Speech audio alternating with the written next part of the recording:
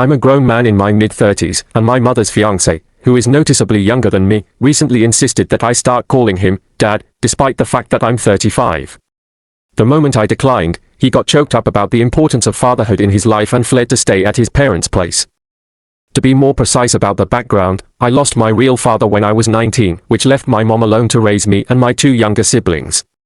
Being the eldest, I tried to be as supportive as possible, and it took her a while, but eventually she started going out with other men. Even though we're not all living under a single roof, our houses share a fence and a gate, so we see each other often. Sometimes she helps fold my clothes, or I drop by for meals, and we also have a dog that we all take turns looking after.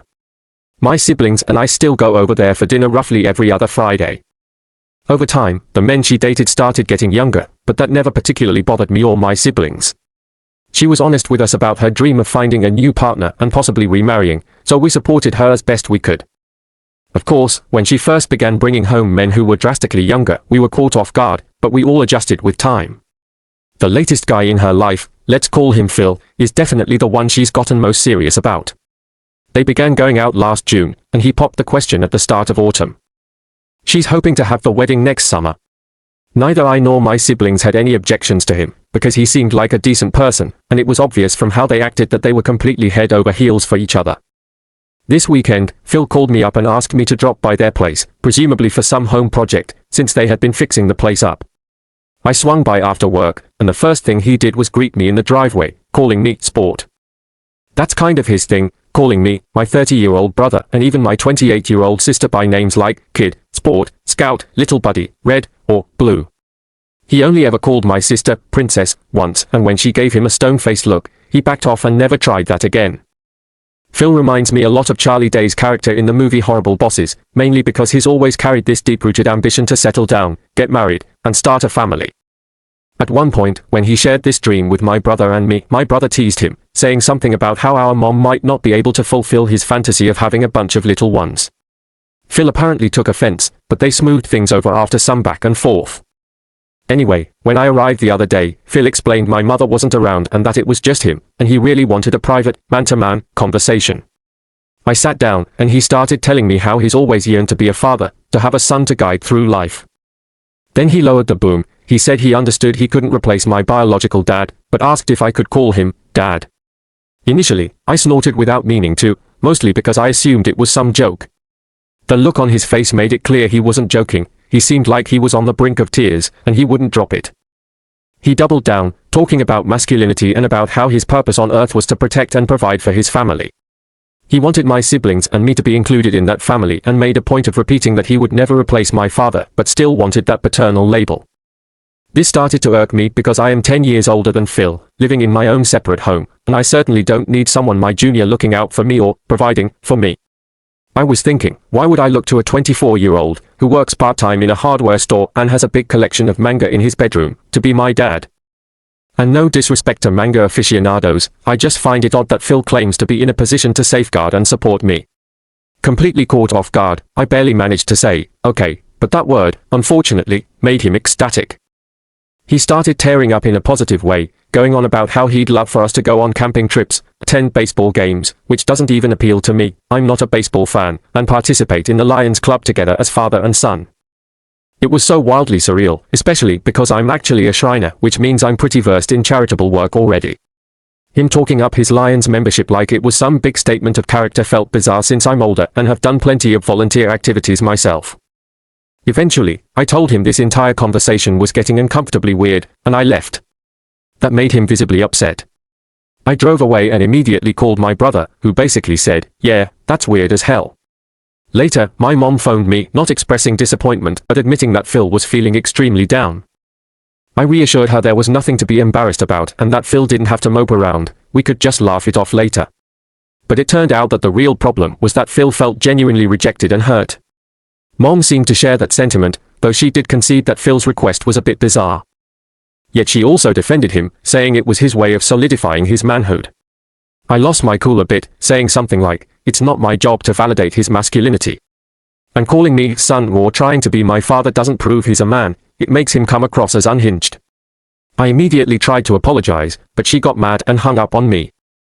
10 minutes later, she called back, and we apologized to each other.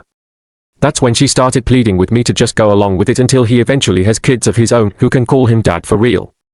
I won't bore you with too many details, but she let slip that they're hoping to attempt IVF. She doesn't want to give up on being a new mom at her age.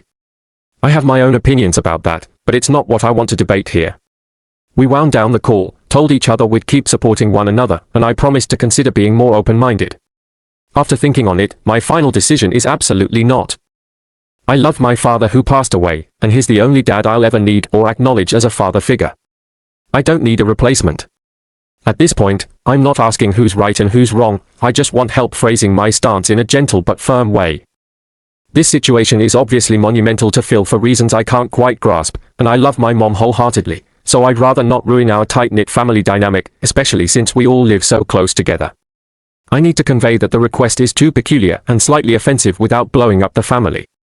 I showed my brother the post about all this, and he basically laughed himself breathless before joking that we should start calling Phil, Dr. Phil, and calling each other Red and Blue, reversing the silly nicknames Phil gave us. So yeah, that's an amusing idea. Anyway, as for Phil potentially taking advantage of mom financially, that doesn't seem like an issue, since she just rents her place and has no significant assets that he could get his hands on. She does earn a decent salary, but we can't see any sign that money is the motivating factor here. Not long after I updated people, on November 16, 2024, I told both my siblings what was happening, and we decided that at the upcoming family dinner, we'd calmly and collectively make it clear to Phil that we weren't okay with him pushing us to call him dad. Right after that, though, Phil called my brother, Sport, again and invited him to see a baseball game, which my brother found comical. In a moment of pettiness, spurred on by what I'd read online, I texted Phil something like, "Hey, got tickets for me and Daddy," and then my brother texted, "Daddy wants me all to himself." So hot, which clearly left Phil dumbstruck for a few moments. Eventually, Phil messaged me privately, saying he was absolutely floored I would disrespect him. He basically implied he'd never treat his own father with such disregard. That's when I snapped and said, "Well, you're not my father, Phil. You're just a 24-year-old man-child dating my mom, and you can't force me to give you the respect I'd give my dad." I told him sorry right afterward but still blocked him and left the group chat. Apparently, he texted my brother something similar, prompting my brother to fire back even more, "Daddy, comments." Phil blocked him in return. So it's safe to assume our family dinner is off the table for the foreseeable future. Also, because my original story picked up a lot of attention, someone in his Lions Club must have stumbled upon it and forwarded it to whoever's in charge. Now Phil has either been kicked out or chosen to leave. He went on social media and erased almost every single reference to his membership, putting up one last cryptic post that vaguely said goodbye and ranted about modern manhood and the fatherly mission supposedly instilled in all men from birth. Pretty out there stuff. My mom called me half panicked, half furious, then broke down in tears, urging my brother and me to come over for an urgent talk. So we did. I found out Phil had temporarily moved back with his mom and dad in a nearby town. It sounds like the marriage might still go on, but mostly because they'd already sunk money into it, and nobody wants to lose their deposits. My mom also tearfully admitted she was planning on having multiple children with him. My brother asked her to reconsider, gently hinting that she might be too old for that. I chimed in, explaining that if she gave birth next year and she lived to 80, the child still might not finish college in her lifetime. She started stammering about how people live longer in modern times, then cried about how deeply she fears the family fracturing if she can't fulfill her maternal urges. We gave her reassurance that we'd never abandon her. Once she realized that, she calmed down enough to have a sincere heart-to-heart. Ultimately, she agreed that IVF would be prohibitively expensive and probably wouldn't even be approved for her, so that's off the table now. She insisted the science is technically possible, and ethically she doesn't see the problem, so she remains convinced she could do it if she really wanted. But we pivoted to the idea of fostering kids, which my brother and I both doubt will materialize. At least we reached some positivity in that we helped her see that she might need professional therapy for her emotional scars. We even found a local counselor she can speak to so she doesn't have to handle it alone. I'm not sure what's going on with Phil at this point or how things will turn out, but I made it clear to Mom that he's never going to be my father. He's not even going to qualify as a stepfather to me, given my age and independence. She actually seemed to accept it pretty quickly this time, which may mean she's finally gotten a reality check. If they decide to stay together and still get married, that's one of my non-negotiable lines: he can't force me to pretend he's my dad. I doubt he'll be in the mood to be best buddies with me anytime soon, but I guess that's on him. I truly appreciate all the kind feedback in my original post.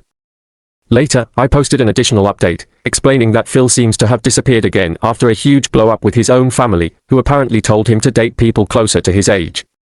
He lost it. My siblings and I, plus my mom, ended up meeting his mother and older brother. They revealed that Phil has massive insecurities around women his own age, which explains his tendency to seek out older partners. My mom became extremely upset by that discovery, and after some coaxing, she consented to delay the wedding. She still wants to see him, though. We have no clue where Phil ran off to, but his brother believes he's sleeping on a friend's couch. Those friends have been sending my brother and me nasty messages about how we're jealous of a MIL hunter, which is ridiculous. In case any of them are lurking, I'm perfectly capable of talking to people my own age, so I sure don't need to chase folks old enough to be my mother. Peace out. Switching gears, here's the next incident. My girlfriend, whom I've been dating for 4 years, told everybody she was overjoyed about us having a baby, but I ended up discovering toxic herbs in a drawer. Turned out she used them to induce a miscarriage, possibly just to gain sympathy on social media. I'm 28, she's 26, and ever since we started dating, she made it clear she wanted children. I certainly never pressured her into it, but once she said she was pregnant, I was supportive. I've got a decent income, we have a house, so it seemed feasible. When she disclosed her pregnancy, she was about 6 weeks along, confirmed at the doctor's appointment. She was outwardly ecstatic, telling all her friends and family. Then, right around 9 weeks, she suddenly had what appeared to be a miscarriage. She was visibly traumatized, so I did my best to comfort her. I honestly felt heartbroken for her. But a little while later, I was rummaging through our bedroom drawers and stumbled upon pennyroyal and mugwort. I recognized pennyroyal's reputation for being used in herbal abortions, so I confronted her. She was defensive at first, then burst into tears and admitted she took them to end the pregnancy. I was blindsided. When I asked why, she wouldn't offer much of an explanation, other than she didn't want me to be mad. I urged her to seek medical help, because pennyroyal can be extremely hazardous, but she was adamant she didn't need it. She even carried on telling people it was a miscarriage and accepted their condolences. I worried she might be in a mental health crisis, but I also felt betrayed. Eventually, I said that if she ever talks about having a baby again, I wouldn't be able to trust it. She got upset, and I started feeling like maybe she orchestrated the entire tragedy just for the attention it brought her. I hated myself for even entertaining that idea, but I couldn't help it. I stepped away from Reddit for a few hours after posting, but I came back to update everyone. On December 2, 2024, I clarified that we live about 5 minutes from a Planned Parenthood that does abortions, so it's not like a legal or geographical issue that pushed her toward home remedies. Still, I asked her about the real reason she did it. She basically tried to walk away from the conversation until I told her we had to talk or we'd break up. She returned in tears, explaining that her family never really paid attention to her or made her feel special. She wanted them to express sympathy and care, so she found out she was pregnant, decided to abort privately, and pass it off as a miscarriage to evoke concern from her family and friends. She told me she actually wanted to go through the feelings of a miscarriage for real, rather than just lying about a medical abortion. I was baffled and couldn't figure out what to say.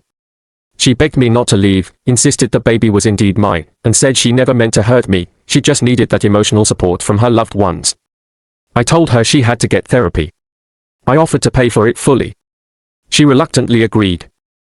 I also said she needed to see a doctor to ensure there wasn't lingering toxicity in her system from the pennyroyal.